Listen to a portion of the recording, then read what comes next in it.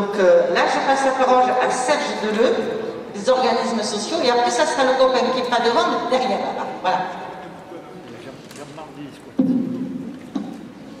Oui, je suis Serge Deleu, donc je suis du Pas-de-Calais et des organismes sociaux. Oui, bon, j'avais prévu effectivement d'engager la conversation sur mon intervention sur les actions que nous sommes en train de mener, mais on va prendre les choses en ordre, sur effectivement comment s'est passé le confinement au Pas-de-Calais. Je rebondis sur tout ce qui a été dit jusqu'à maintenant, c'est-à-dire on s'est mis en sommeil complet, il faut dire les choses, telles que sont. Mais ce qui est plus embêtant, c'est que ce sommeil il a été accompagné dans toutes les strates de la CGT. C'est-à-dire l'UD était fermé, les UL, la moitié des UL se sont fermés, c'est-à-dire qu'il n'y avait même plus de lieu pour pouvoir se réunir. Et ça vient seulement de rouvrir maintenant, à peu près. Et encore, il faut demander à chaque fois si on peut, à 10, venir faire une réunion. C'est vraiment quelque chose qui est pénible. Il y a aussi le fait, c'est que, comme le disait le camarade, ça a montré les limites très fortes de nos structures actuelles.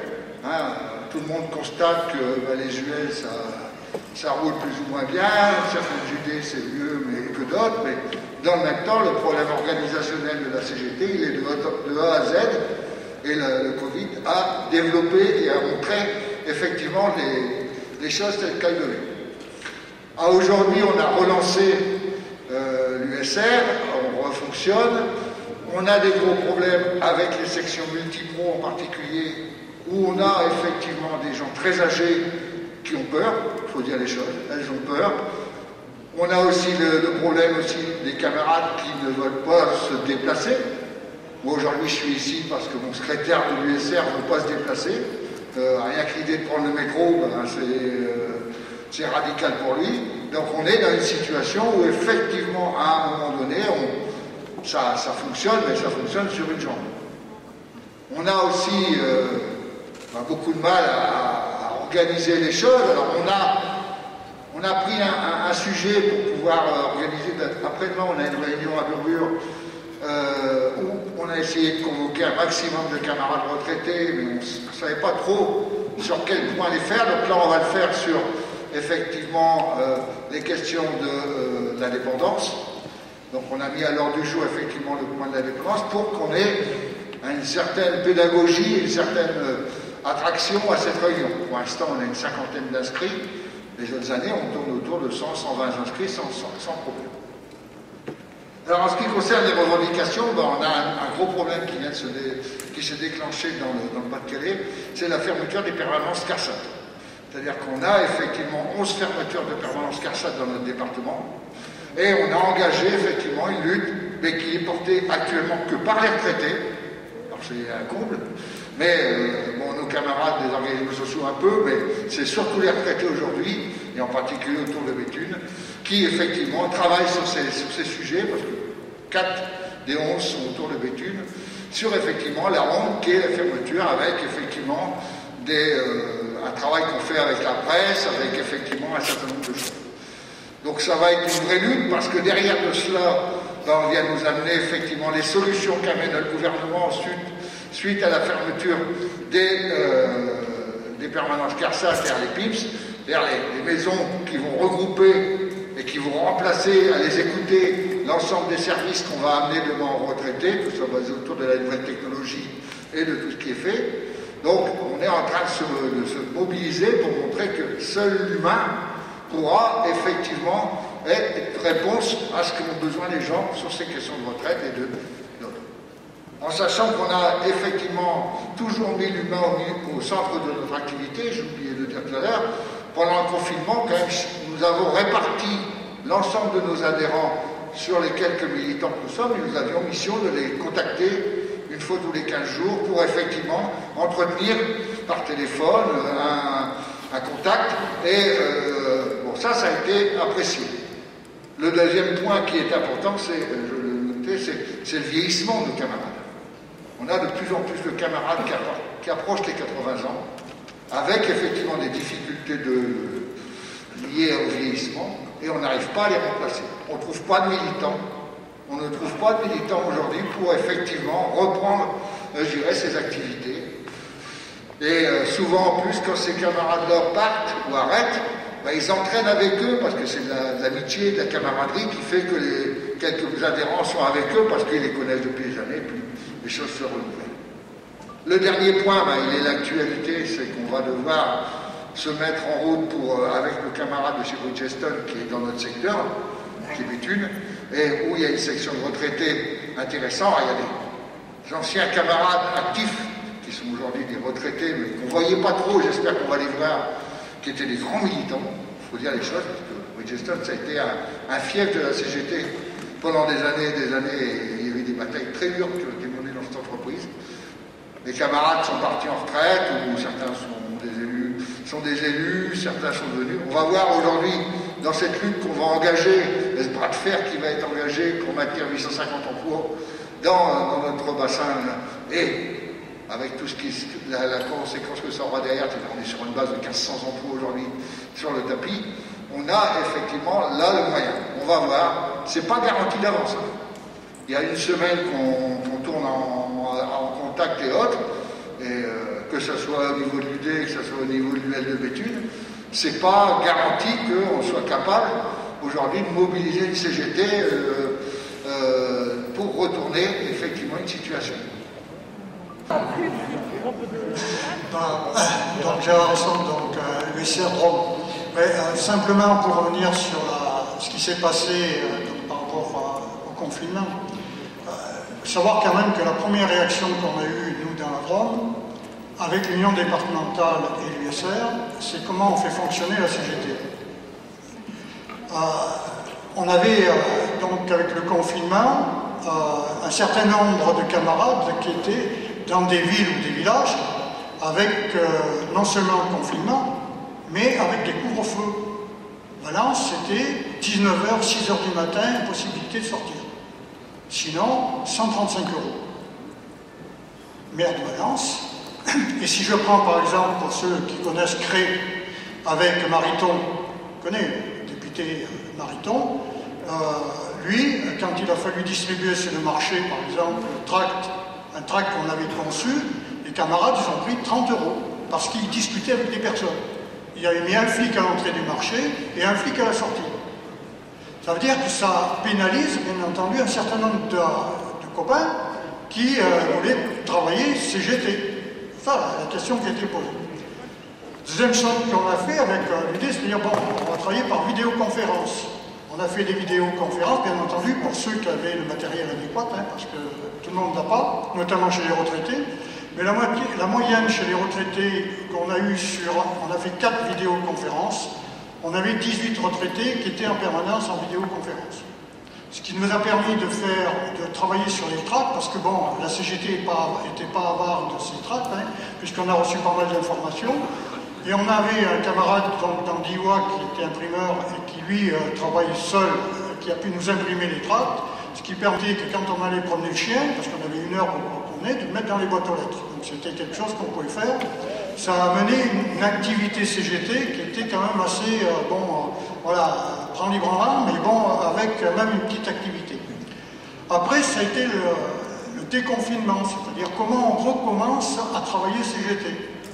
Et là, c'est quand même difficile, parce que, je vois, pour aller assez vite, le 17, on a fait une assemblée générale des retraités, donc CGT, dont 29 participants. Le matin, l'après-midi, il y avait la manifestation à Valence. À Valence, c'était 500 participants à la manifestation. Donc, on ne peut pas se glorifier, mais bon, c'était au moins 500 participants. Mais j'ai pris les notes, parce que les interventions des camarades, dans les 29, par rapport à la situation, il y a la trouille des retraités. Et ensuite, beaucoup de camarades sont revenus sur la syndicalisation. Et il y a des camarades qui disent comment on s'occupe vraiment des retraités à l'heure actuelle, compte tenu de cette situation. Parce que la plupart du temps, les retraités, je vais le dire comme ça, un peu avec humour, mais ils sont soit sur BFM TV, soit dans les feux de l'amour. Le résultat des courses, c'est qu'on est dans une situation où il n'y a pas vraiment donc une communication. Et beaucoup de camarades ont dit comment on communique à l'heure actuelle. On parle de plan de rupture et non de plan de relance. La CGT a dit ça. Les camarades disaient, mais comment le transcrit-on sur le territoire et dans nos assemblées générales? Parce qu'on peut dire plan de rupture, mais il faut le transcrire pour essayer de faire avancer. Et on a une autre initiative qu'on fait dans la Drôme, là, qui va être faite le 20 octobre. Il se trouve qu'avec la situation sur la sécurité sociale, remise en cause, la 5e branche, parce que derrière c'est la privatisation, donc on ne va pas se faire un dessin. Et les problèmes des hôpitaux. Nous, les hôpitaux dans la Drôme, malgré qu'ils aient eu la prime, c'est toujours, excusez du terme, le même bordel. Les urgences, c'est pratiquement entre 12 et 15 heures d'attente dans les urgences. C'est le minimum. Ça veut dire que les camarades se battent tous les jours. Alors, on a travaillé avec les actifs, c'est-à-dire les organismes sociaux, les hôpitaux, les EHPAD, on est organisé, et on fait le 20 octobre donc une réunion, donc on fait venir Christophe Prudhomme, donc il descend sur Rome, pour donc travailler sur le matin avec la CGT, comment on va retranscrire sur territoire donc ces problèmes-là, c'est-à-dire donc sur la santé, sur la protection sociale. Et l'après-midi, on ouvre en faisant une table ronde, donc qui sera animée par la région Auvergne-Rhône-Alpes, par la CGT Auvergne-Rhône-Alpes, donc avec l'ensemble des organisations syndicales et puis les partis de gauche. Donc voilà, on a ouvert, on travaille là-dessus, on est en train de le mettre en place. Là où c'est le plus difficile, c'est ce que disait Marc tout à l'heure par rapport au congrès que l'on va avoir, sauf, bien entendu, si le préfet nous met les bâtons dans les roues pour avoir une salle. Jusqu'à présent, à cette heure-ci, on n'a pas de salle. On est en train de creuser le fer avec les copains sur tout le territoire pour pouvoir avoir une salle, pour pouvoir accueillir, parce qu'une salle qui est par exemple de 500 personnes, vous divisez par 2, donc c'est 250. Voilà, c'est comme ça, hein, c'est la situation. Ça veut dire que si les copains sont en train de travailler à l'heure actuelle pour secouer le cocotier, d'ailleurs, pour pouvoir avoir une salle. Sinon, le préfet, il attend que ça pour pouvoir nous mettre le couvercle dessus pour empêcher qu'on puisse faire cette initiative. Mais voilà, on est en train de travailler, on est en train d'avancer, mais c'est la grande problématique à l'heure actuelle, c'est comment on remet en route la CGT à l'heure actuelle sur le territoire. Si on ne fait pas ça, à mon avis, on risque d'aller en milieu. Merci beaucoup pour ces témoignages. Alain Guichard. Oui, Alain Guichard, ESR Morbihan. Alors je ne redirai pas par François, ça évitera les redites, mais c'est vrai qu'on a beaucoup de difficultés dans la période actuelle pour réussir à mobiliser nos camarades. Je veux simplement prendre un exemple.